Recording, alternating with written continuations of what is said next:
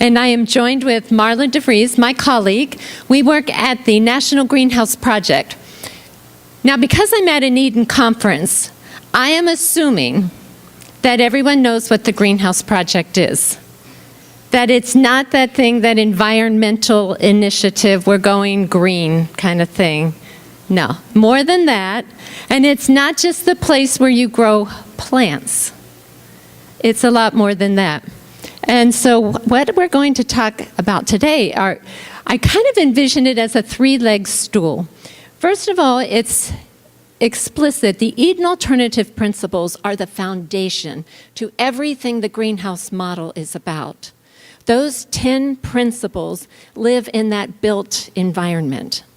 That having been said, this three-legged stool, there's our three values, three core values, those essential things that make the Greenhouse Project the Greenhouse Project.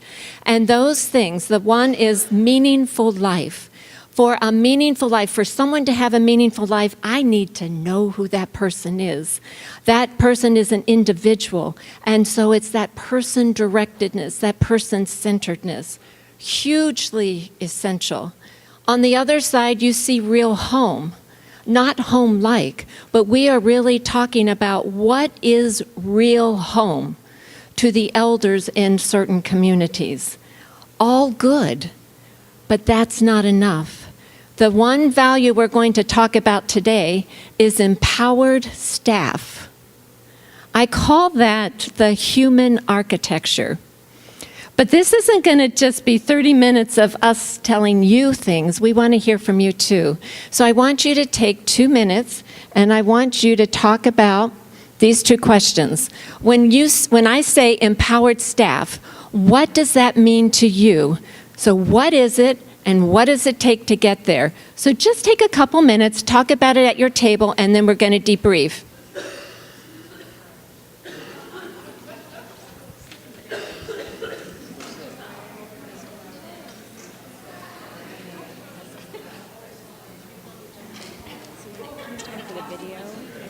Told him where they are on my desktop. He's going to make sure that the audio is going to be the right sound. So just if you could help show him which is which.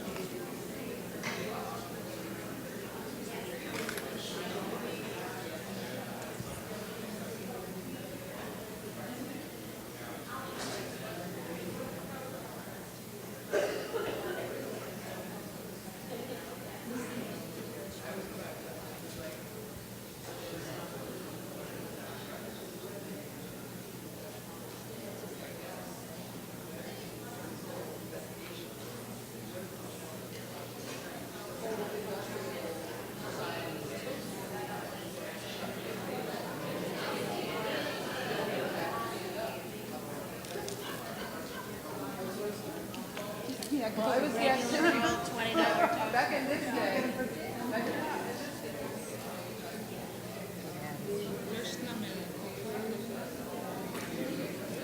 Gary? Disempower. Is that a word? I just...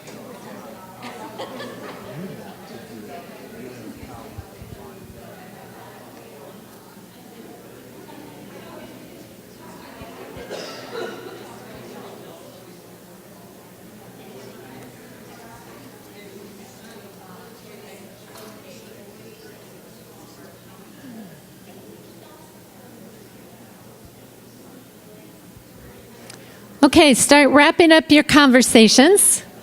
I know it's not a lot of time.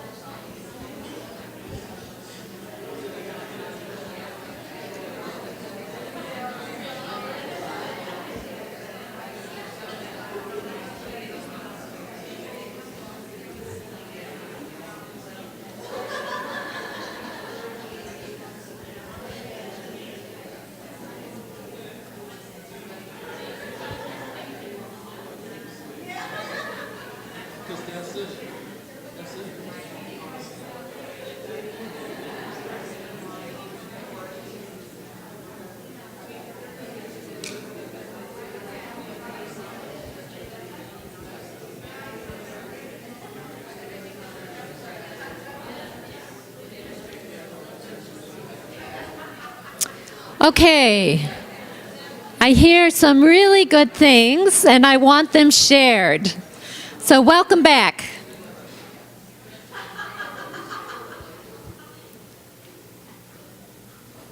So the table that laughed the loudest, would you like to report out first?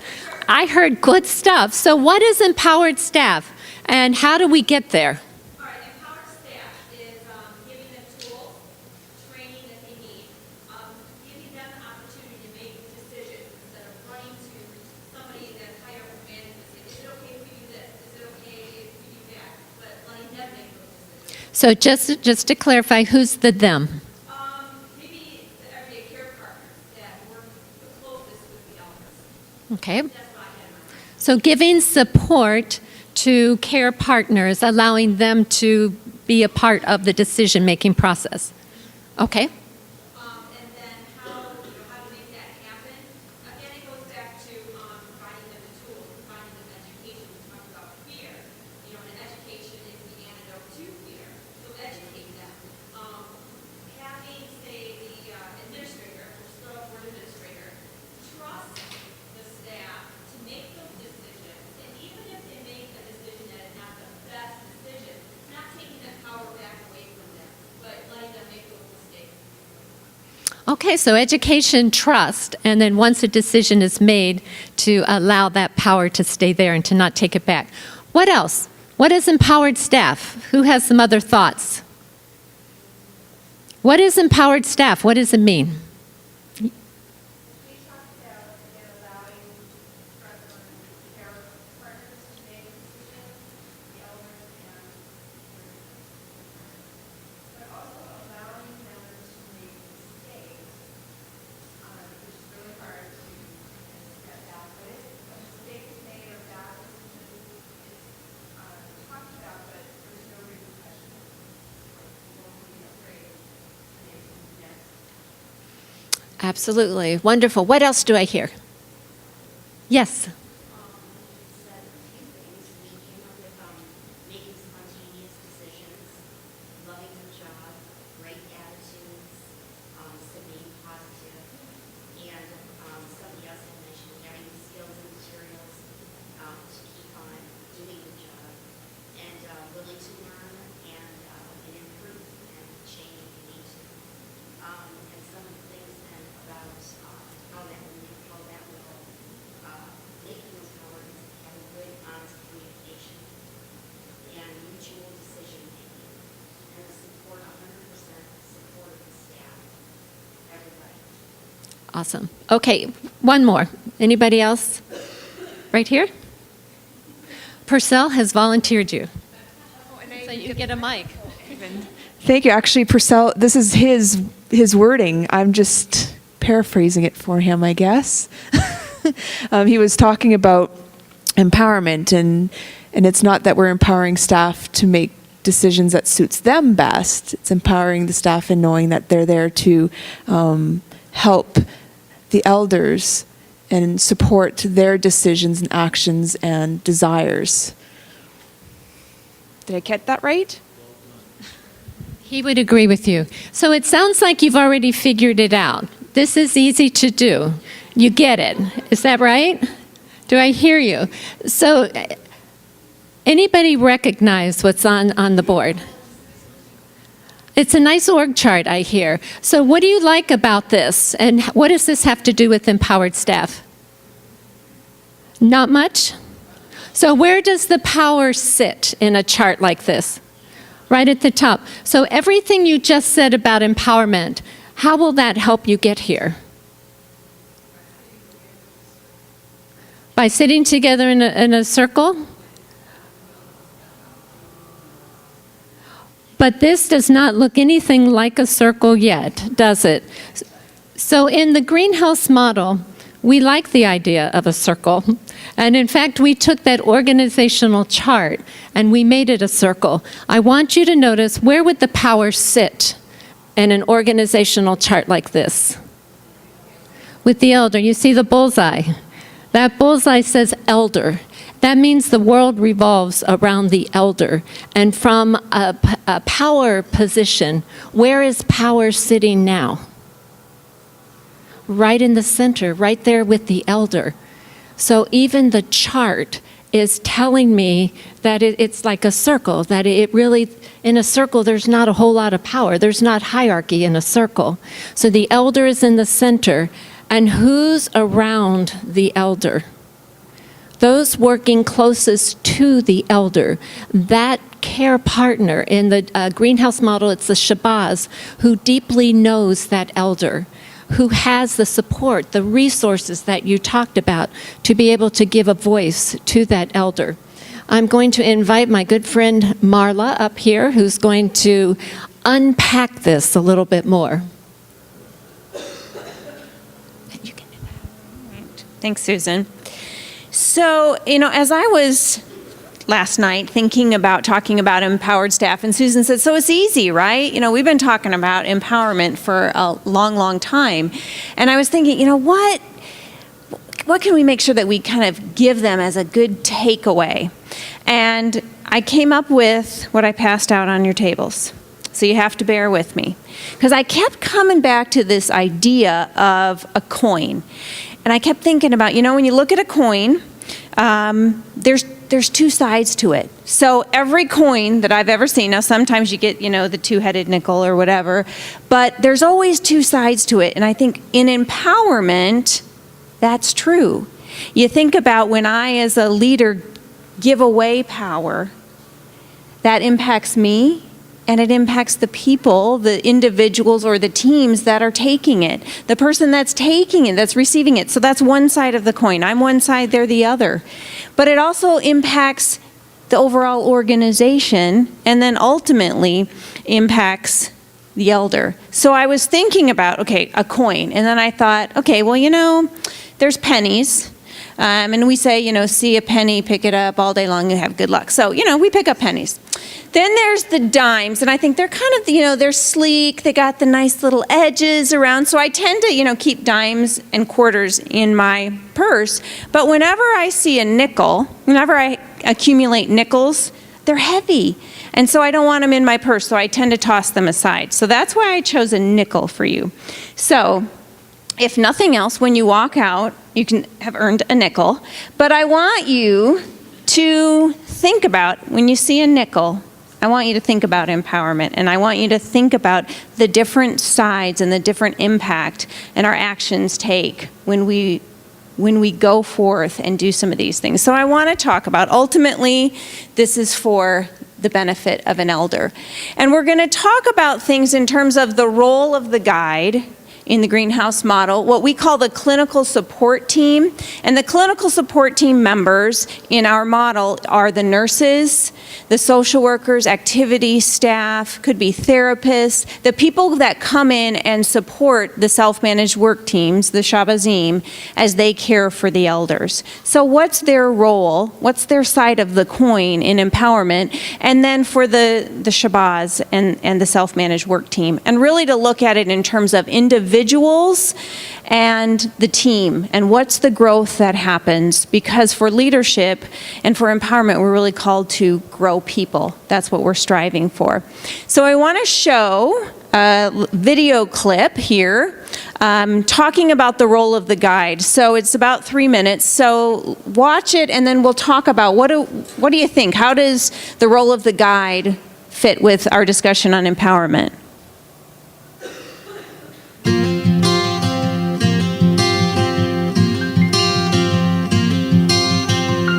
Preparing myself to become a guide versus an administrator was one of the best journeys I've ever been on. What you do in a traditional setting, you very often are the one who's the problem solver. The role of a guide is to provide opportunities, taking individuals who you trust and know and who have been trained to care, and you're allowing them to grow.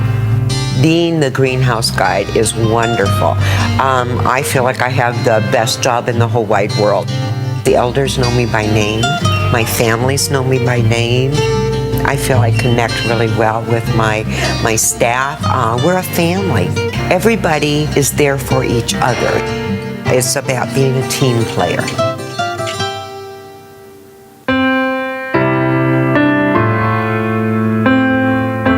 This is absolutely the most wonderful thing that we can do for our elders. Bringing our elders home again, giving them autonomy, giving them choice, having them be a part of a household. It's elder-centered care. All of our history has brought us to the point to believe that the clinical, the medical, is what these elders need. Where the medical is, as Dr. Thomas says, is a servant to their elderhood, but it's not who they are. And so when you put them in a house that feels warm and safe and non-institutional, all of a sudden they're living their lives in a much better fashion. The most gratifying aspects of creating this greenhouse, I really do believe are what I see in the Shahbazim. Seeing these individuals who are there to make sure that you're comfortable and well fed and that life is enjoyable. I'm so proud of them, and I'm so in awe of what they do.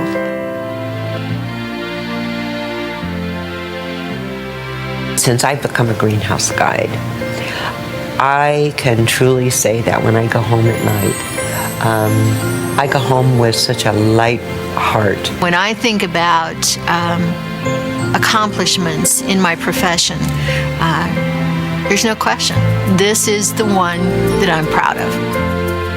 In a small greenhouse, it's all about our elders. It's all about being a family. It's all about sharing joys, sharing our sorrow, being there for each other. These are remarkable people who are living life. Come see a greenhouse. Feel it, see it, smell it, touch it, live it.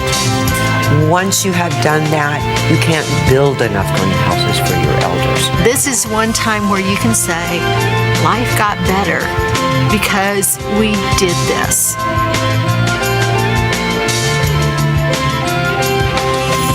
So what did you hear from the guides about empowerment? Anything hit you? Some impact there. Anything that you heard from the guides about their role? Yeah.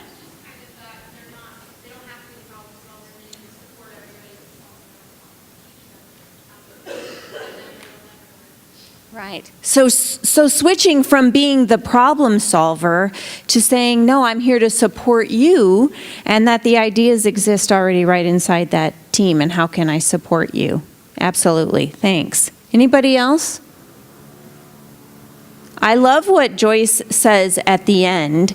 She says, life got better because we did this. And I think that's the question as leaders to ask. Life got better for our team, for the CNAs, because I did this. Or life got better for the elders because, and you get to fill in the blank.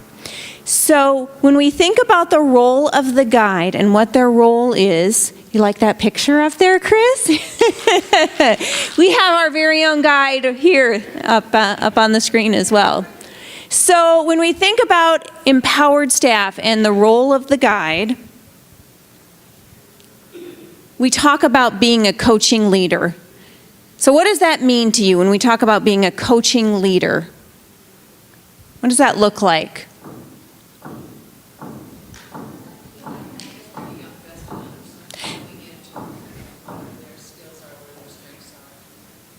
Okay, so bringing out the best in others, really looking at what are their strengths. So coming at it from a strengths-based perspective. Somebody else back here had something. Yep. Okay, so being the model, modeling the way, and being that example for people. Anybody else? Coaching leader. Embracing the person that you're working alongside. There's no hierarchy, and you're just embracing. Right. So in traditional supervision, we don't talk about embracing other people, right? We talk about managing other people. So really appreciating the value that they come at. The other thing about coaching, being a coaching leader that I love, and this is along the lines of problem solving, is we don't need to have all the answers. but we can have great, curious questions that can help the empowered staff to discover the answers themselves. We talked about giving them the right tools and resources, so really having those empowerment conditions in place so that we're truly setting them up for success. And then, you know, what follows with the Eden Alternative is having guides educated and really supporting an environment where education is a big part of it. But then you look at, okay, what's the side of the coin with the team growth? Well, there needs to be high collaboration with the nursing leadership. So in the greenhouse model, the guides supervise and support the Shahbazim. The director of nursing supports the nurses. And the two of them need to be in a highly collaborative relationship where they're working back and forth. And so they're showing themselves as a strong team so that they can support that self-managed work team. The other way that the guide really supports that team growth is supporting the role of the clinical support team member to be coaching partners, and we'll talk about that a little bit more in a minute. And then finally, they support kind of the other side of the coin. So we have coins that, you know, are all four-sided. They support individual growth with situational leadership. How many people are familiar with situational leadership? Have you heard of that before? So there's a handful. I had not heard of it prior to about a year ago. And situational leadership looks at each person as an individual, and we talked about what are those strengths that those individuals bring. And it says based on that individual, based on their competency and their confidence and their commitment, what level of support do they need? And what level of direction do they need? And sometimes when we think about coaching, we think it's all about the support side of it. And what we learned from Blanchard, he's the one that came up with situational leadership, is that depending on where the person's at, they're going to need a certain level of support and they're going to need a certain level of direction. And if they're brand new to it, they might need a high level of direction. And that's still being a coaching leader, and they might need a lower level of support. So how you help grow individuals is where you understand and you meet them where they're at, and you're saying, what do they need?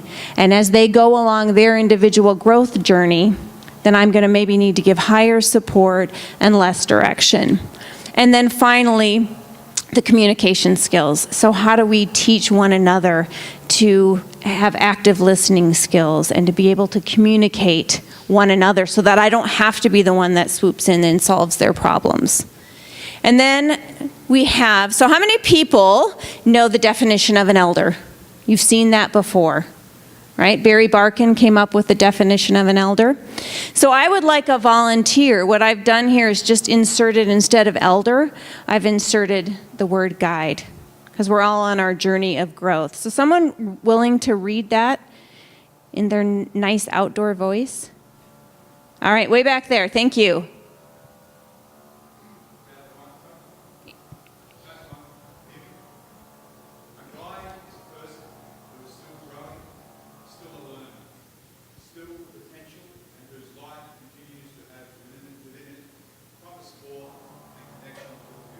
Thank you very much.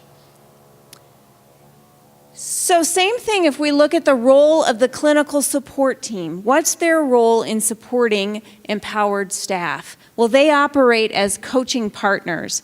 And I remember in the early days of Eden, we talked about caregiving. And then we came to this realization that when we talk about caregiving, we're talking about care receiving, and that there is always this kind of one-way arrow. And so there was kind of this aha moment where it's not about caregiving, it's about care partnership and how we are working together. And so for clinical support team members, we talk about being coaching partners. So when the social worker comes in to support the Shahbazim in the greenhouse home, how do they operate as coaching partners? What does that look like? So when you hear the term coaching partner, what do you think of? What's a part of that? Anybody?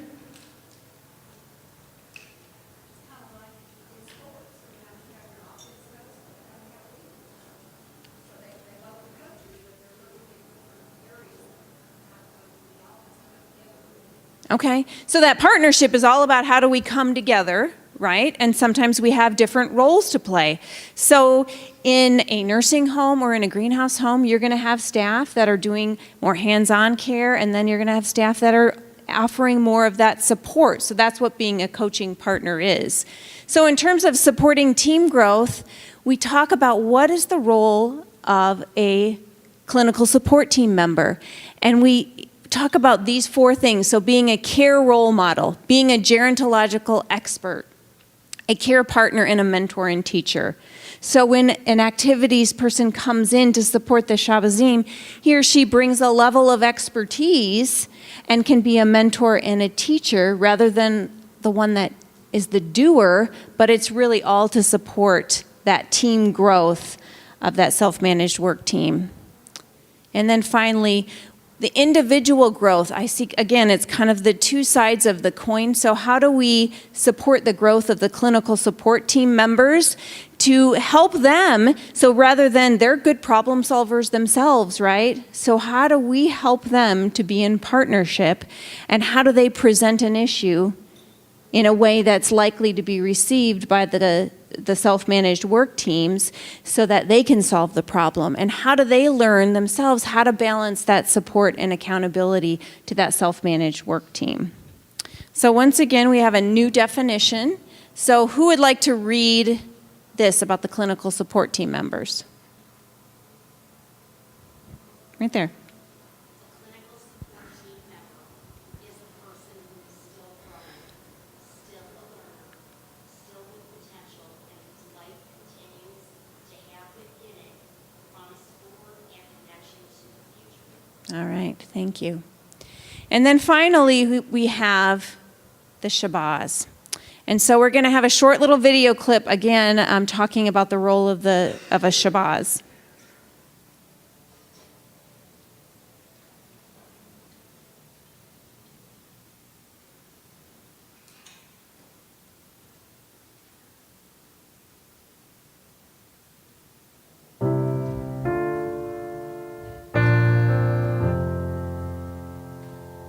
Mostly when you talk about a greenhouse, you have to talk about things like friendship and love and companionship and pushing back those loneliness barriers that exist in a normal nursing home. It's more one-on-one, it's personal. You develop really, really great relationships with the families of these people and these people themselves. The word home actually describes it better than anything. I noticed right from the beginning that the families felt more comfortable. They're so appreciative that their folks have a calm environment with people who really care about them. You have to talk about engagement.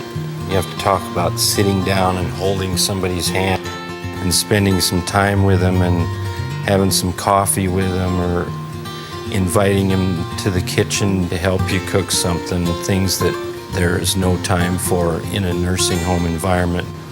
That's what a greenhouse is all about. I think you have to think of it in terms of personal, intimate relationships. They know you're there. They know your name. When they're warm and they're comfortable and they're in a calm environment and they know that there's somebody out there 10 seconds away, it's amazing.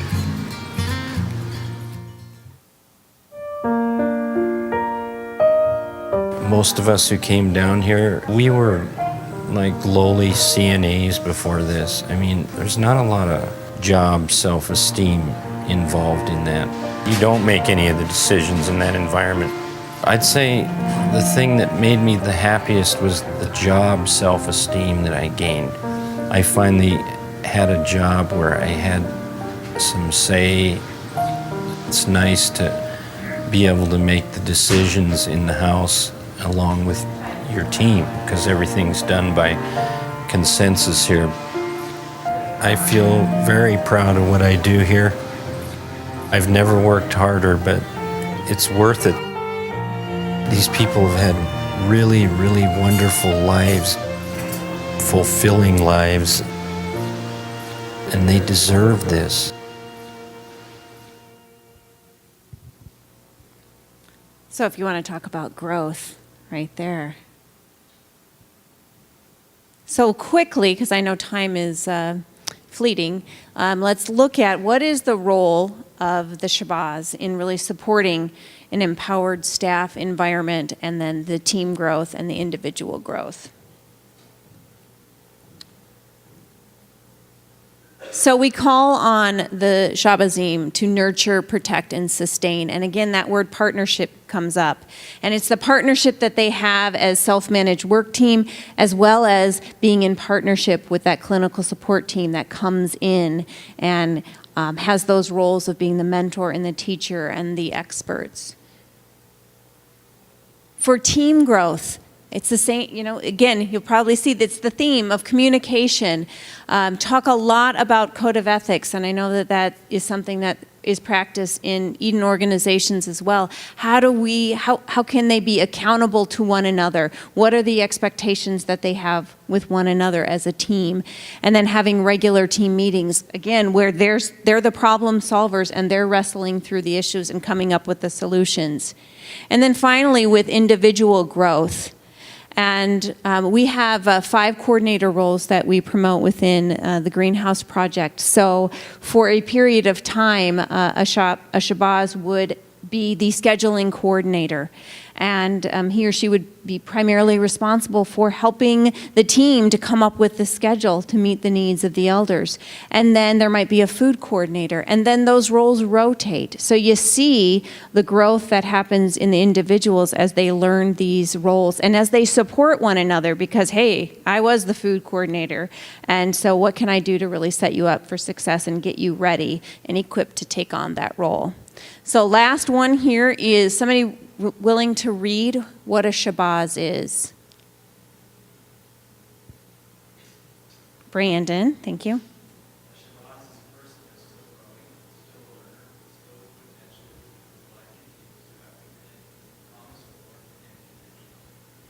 All right, thank you. So this is probably one of our favorite quotes in the Greenhouse Project. We did the best we could with what we knew, and when we knew better, we did better. So I hope that you take the nickel with you, and the next time you have a nickel in your pocket or you get change at a store, you think about, what's my role in empowering others, and how does empowering others, how does that impact me? What's the flip side? How does it impact them? And then how does it impact the overall organization? Thank you.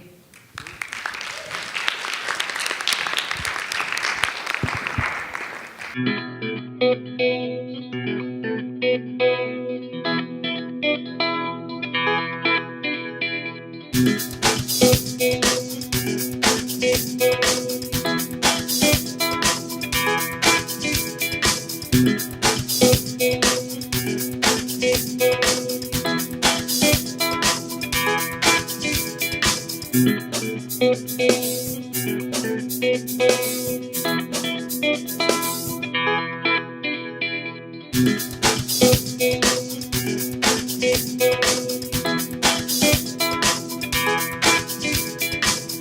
you.